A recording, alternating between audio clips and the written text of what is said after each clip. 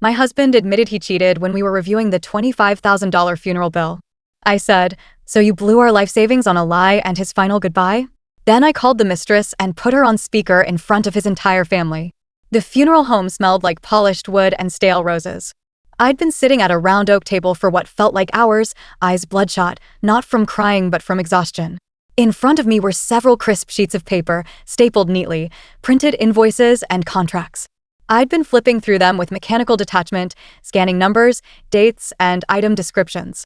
I felt hollow. My mind wasn't entirely there. The hum of the air conditioning and the muffled sound of a clock ticking on the wall filled the silence between each sigh I let out. That table had become my temporary desk in the aftermath of my father's death. My husband Terrence sat next to me, hands clasped, eyes darting nervously between the documents and the walls. He hadn't said much since we arrived. Neither had I. Dad's funeral was not small. Nothing extravagant either, but it had ended up costing more than I'd ever expected. A little over $25,000 once all was said and done. The casket alone was nearly $8,000. Add the church service, the reception, floral arrangements, and catering, it all added up like a cruel joke. We had dipped into the savings, the emergency fund we'd built over years. That money was supposed to be for repairs, for health scares, for retirement padding, not for death. But there was no time to haggle with grief. Dad deserved a goodbye that reflected the life he lived. He had worked 40 years at the post office, never once missed a mortgage payment, helped me through college, walked me down the aisle with tears in his eyes. The funeral had taken place 2 days earlier. Now, I was trying to settle the last of the bills, make peace with the costs. Trying to wrap it all up and return to a world that suddenly felt less anchored. Terrence leaned over and pointed at one of the pages. "That's taken care of," he said quietly. I followed his finger. It was the florist's invoice. Over $4,000. "You handled that?" I asked, surprised. "Yeah," he muttered. "Put it on the card." I nodded. It was a relief, I guess. One less thing to worry about. Then he took a long, deliberate breath. I felt it more than heard it. One of those exhales people do when they're about to step onto thin ice. "Val, there's something I have to tell you." His voice was steady, but his hands twitched slightly. Something in my stomach tensed. "What is it?" I didn't want to say anything before. Not while everything with your dad was happening. But I can't keep it in anymore. I sat up straighter. "I've been seeing someone else." It was a sentence so out of place, it didn't register. I actually thought I misheard him. "What?" "I cheated," he said, looking down at his hands. "It's been going on for a while. Almost 2 years now." The funeral home suddenly felt colder. Or maybe it was just me. I sat perfectly still, as though moving would somehow make the moment go away. I stared at the paper in front of me, the itemized breakdown of floral sprays and bouquet arrangements, then slowly looked up at the man I'd spent nearly 2 decades of my life with. "You've been cheating on me?" I asked slowly, carefully. He nodded. Didn't speak. Just nodded like a child admitting to breaking a window. I stared at him, jaw clenched. "So," I said finally, voice low but shaking, "you blew our life savings on a lie. And his final goodbye. And now you decide to confess?" "I didn't want to ruin everything while you were dealing with your dad." "You already ruined everything." Tears threatened, but I didn't let them fall. Not there. Not then. I pulled my phone from my purse, fingers moving faster than my thoughts. I opened the call log and searched. I'd seen a name pop up over and over before. Client, East Bay. He'd told me it was just someone he was helping with taxes. A single mom. Needed extra help. "What's her name?" He hesitated. "What's her name, Terrence?" "Amanda." That confirmed it. I found the number and pressed call. She picked up after a few rings. "Hello? This is Valerie," I said clearly. "Terrence's wife." "You're on speaker. We're at a funeral home. I just found out you've been seeing my husband while my father was dying. Do you want to explain that to his family?" Silence. Terrence lunged for the phone, but I pulled it away. The room had gone still. His sister, his cousins, everyone who'd come to help us finalize funeral details was frozen in place, unsure what to do, unsure where to look. "Valerie," Amanda's voice was barely audible. "You slept with my husband while I was spoon-feeding my dying father? While I was picking out caskets and trying to hold my family together. That was the best time for an affair?" "I'm sorry," I ended the call. Just like that. The silence afterward stretched forever. Nobody said anything. Nobody moved. The shame in the room was heavy, suffocating. I could feel Terrence's eyes on me, pleading for something, maybe forgiveness, maybe mercy, but I had none to give. We didn't speak on the ride home. I packed a bag that night and slept in the guest room. The weeks that followed were an exercise in quiet rage. I moved through the world on autopilot. Signed forms. Closed accounts. Collected death certificates. Arranged to have Dad's house in Santa Rosa appraised. I spent my evenings sitting alone in the kitchen, staring at the stove, wondering what part of me missed it. The signs. The truth. Terrence tried to talk a few times. He brought me coffee in the mornings, asked if I wanted to go for walks. I declined. Politely at first. Then not so politely. He cried once. I watched him cry and felt nothing. No pity. No anger. Just numbness. I found a lawyer. I didn't even tell him. I just served the papers one Saturday morning. The look on his face was disbelief. Like he'd expected me to forgive him. To weather the storm. To be the understanding wife who swallows betrayal in the name of longevity. He moved out within the week. But that wasn't the end. I couldn't let it end like that. I needed something more. Closure. Maybe revenge. Maybe just the truth laid bare. I waited until his mother's birthday. A casual family gathering at her home in Vallejo. Barbecue, lawn chairs, balloons taped to the fence. Kids running around with juice boxes. It was the kind of setting where you'd expect laughter, not confrontation. I showed up unannounced, holding a large manila envelope under my arm. Terrence saw me before anyone else did. He froze. "I'm not here to cause a scene," I said calmly. "Just wanted to give this to your mother." She smiled warmly and took the envelope. Inside were printouts. All the emails. The texts. Photos. Screenshots. A timeline I had pieced together meticulously over several nights. It was evidence, yes, but more than that, it was the story he had tried to keep secret. I made sure it wouldn't stay that way. Camille's face changed as she flipped through the papers. One page, then another. Her smile faded. Her eyes widened. "What is this?" she asked quietly. "The truth," I said. I thought she deserved to know. There was a long, suffocating silence. Then I turned and walked away. I didn't stay for the barbecue. The wind was soft that day. I remember that. The sun warm. For the first time in a long time, I felt like I could breathe. 8 months have passed since then. I live in Monterey now. Quiet street. Small place.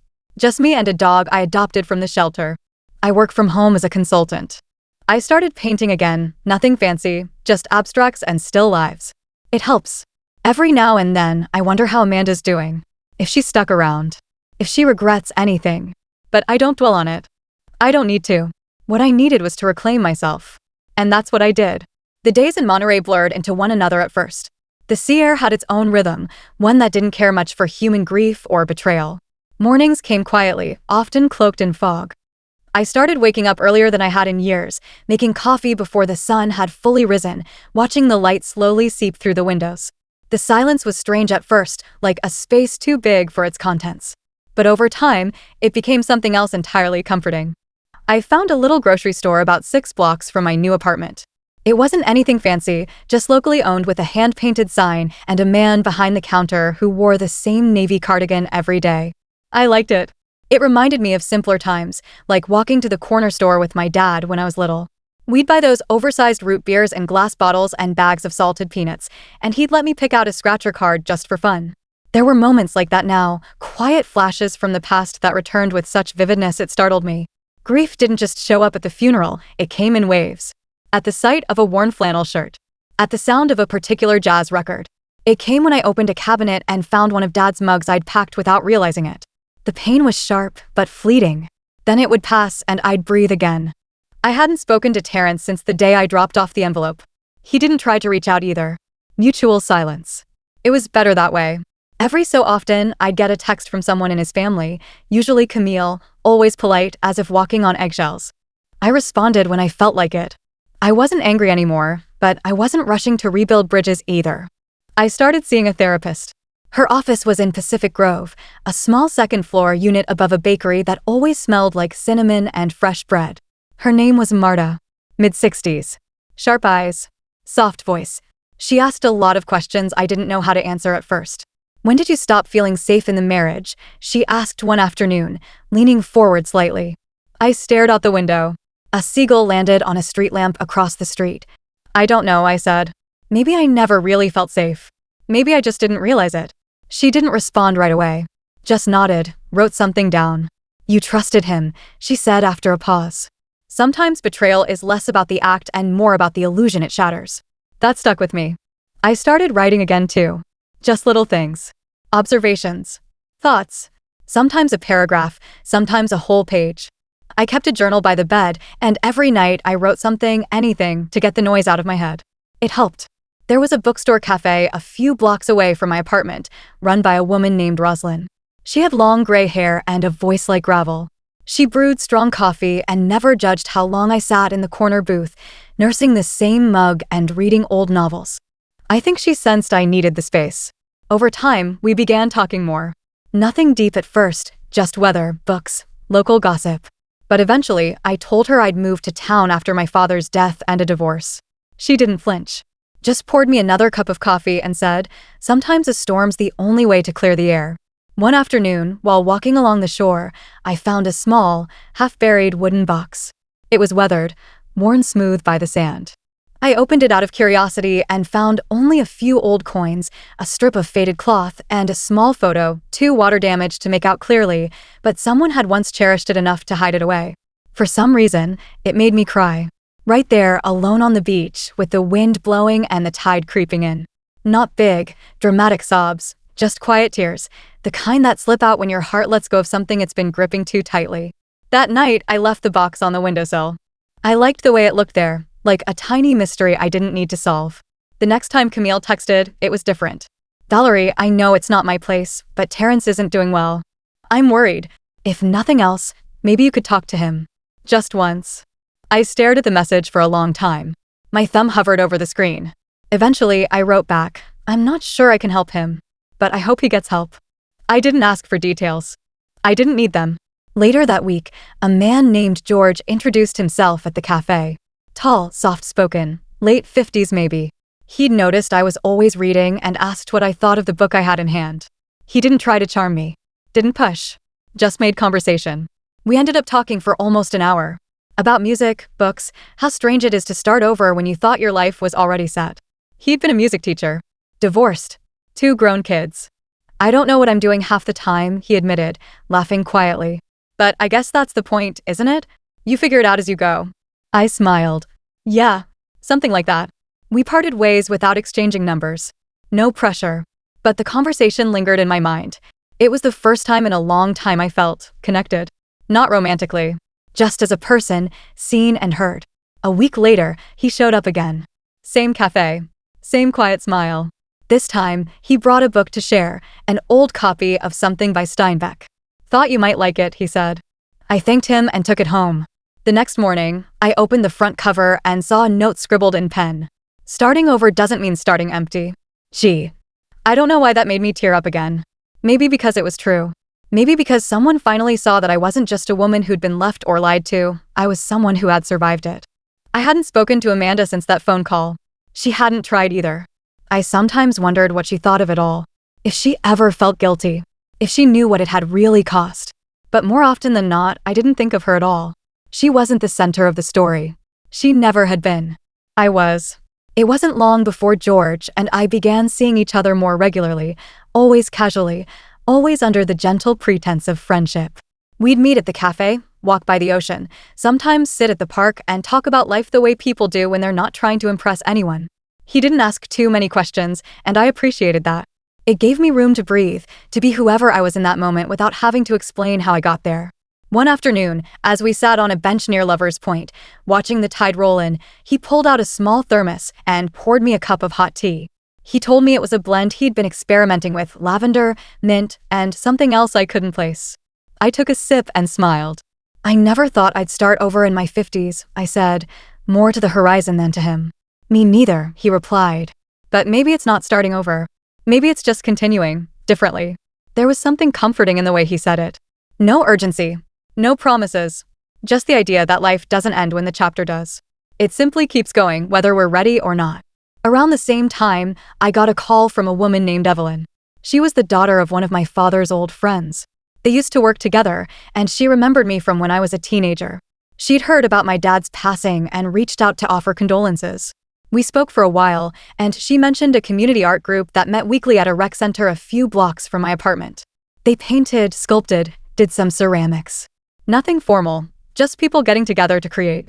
I hesitated at first. The idea of walking into a room full of strangers with shared interests felt oddly intimidating. But something told me to go. The first session, I barely spoke. I chose a seat in the back and quietly worked on a canvas, just blending colors, not really trying to make anything. But Evelyn made a point to sit near me, to check in without hovering. She had a gentle way about her, like someone who understood the value of silence. Week after week, I kept going. I started using bolder colors, stronger lines. The others noticed. They began asking questions, giving encouragement. I found myself laughing more, even sharing bits of my story. Not the whole thing, just fragments. Enough to feel seen. In that room, I wasn't Valerie, the grieving daughter or the betrayed wife. I was just Val, the woman with paint on her hands and ideas in her head. Meanwhile, life went on quietly. I settled into routines I never knew I needed. Morning walks, evening tea, reading before bed. Sometimes George joined me, sometimes not. The space between us was never pressured. We were two people rebuilding in parallel, occasionally intertwining. One evening, I received a letter. Handwritten. The envelope had no return address. Inside was a single page. The handwriting was familiar, though shakier than I remembered. It was from Terrence. He wrote that he wasn't looking for forgiveness, but that he wanted to say he was sorry. That he'd spent the past months in therapy, trying to understand why he had done what he did. That he knew he had broken something that couldn't be fixed. He ended the letter by saying he hoped I'd found peace. That I deserved it. I sat with the letter for a long time. I didn't cry. I didn't feel anger. I just felt free. He had taken so much from me, my trust, my security, my time, but he hadn't taken everything. I still had myself. And somewhere along the way, I had built a new life out of what remained. Later that week, I brought the letter to therapy. Marta read it, handed it back, and asked, "How did it feel to read it?" I thought for a moment. "Like closing a door," I said, "but leaving the window open." She smiled. "That's healing." I left her office and walked to the beach. The wind was stronger that day, pulling at my scarf, pushing at my back like an invisible hand urging me forward. Out on the rocks, seagulls called out and dove into the surf. I took a deep breath and kept walking. It had been almost a year since I left, and the life I'd created no longer felt like a replacement, it felt like mine. The routines I once clung to in grief had become natural. Familiar. Not survival, just living. One morning, I was sitting at the cafe, sipping coffee and reading, when Rosalind came over with a folded piece of paper. "Someone dropped this off for you earlier. Said it was important." I opened it. It was an invitation. Terrence was hosting a charity gala for the local Chamber of Commerce. Apparently, he had started some kind of financial outreach program for small businesses. His name was printed in bold at the bottom, listed as a key sponsor. It wasn't addressed personally to me, but someone had gone out of their way to make sure I got it. I considered tossing it, but something stopped me. I went. Not to make a scene. Not to lash out. But to be seen not by him, but by myself. I wore a sleek navy dress I'd bought on a whim weeks earlier. Simple but elegant. I didn't bring anyone. I didn't need to. I arrived early, gave my name at the door, and stepped into a room filled with polished surfaces, expensive hors d'oeuvres, and the kind of laughter that floats just above sincerity. I saw him before he saw me. Terrence was wearing a suit he used to save for weddings. His hair was a little grayer, his face more tired. He was standing with two men, laughing at something, drink in hand. For a moment, I just watched him. Then he noticed me. His expression faltered. Just for a second. Then he smiled and made his way over. "Valerie," he said, surprised. "Wow, you look incredible." I smiled. "Thank you. I wasn't sure you'd come." I wasn't sure either. He shifted his weight, unsure of what to say next. "It's really good to see you," he added. "You too," I said, then glanced around. "This is quite the event." "Yeah, it's been a lot of work." "I'm sure." There was a silence between us, not tense, just full of the things that no longer needed to be said. "Listen," he started, "I meant what I wrote in that letter." "I know I don't have the right to expect anything, but I know," I interrupted gently. "And I appreciate that." He nodded, seemingly relieved. "You look happy." "I am." I didn't ask how he was. I didn't need to. He looked like a man still searching for something he'd given away. The best part was I didn't have to explain anything. Not where I lived. Not who I spent time with. Not what I had built. Because everything I had now was mine, earned, chosen, nurtured. I spoke to a few people at the event. Shared a laugh, a few thoughts about the local economy. I even made a connection with a gallery owner looking for local artists. Before I left, she handed me her card. "You've got something," she said, gesturing to a photo I'd shown her on my phone. Back home that night, I placed the card on the counter and poured myself a glass of wine. I thought about how things had come full circle, not with drama, not with grand declarations, but with quiet dignity. I never needed revenge that left anyone broken. I just needed to rise without asking permission. And I did.